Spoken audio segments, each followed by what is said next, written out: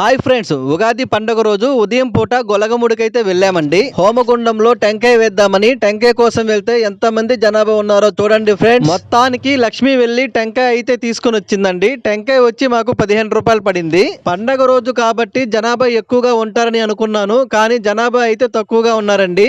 దర్శనానికి వెళ్ళాలంటే గుడి వెనక నుంచి వెళ్ళాలండి, కానీ ఈ రోజు మాకు గుడి పక్కనే అయితే గేట్ అయితే తీశారు. హోమగుండంలో టెంకాయ వేసేటప్పుడు చాలా మంది జనాభాతో రద్దీగా ఉంటుందండి. ఈ రోజు మేము వచ్చిన టైం అయితే చాలా బాగుందండి. జనాభా అయితే ఎవరూ లేరు. ఎటువంటి ఇబ్బంది కలగకుండా హోమగుండంలో టెంకాయ వేసుకొని కొంచెం సేపు దండం పెట్టుకొని దేవుని దర్శనానికి అయితే వెళ్ళామండి. క్యూ లైన్ అంతా చాలా ఖాళీగా ఉంది. ఒక పక్క అయితే జనాభా లేరండి, మరోవైపు అయితే జనాభా అయితే ఫుల్ గా ఉన్నారు. ఒక 15 నిమిషాల్లో దేవుని దర్శనం అయితే అయిపోతుందండి.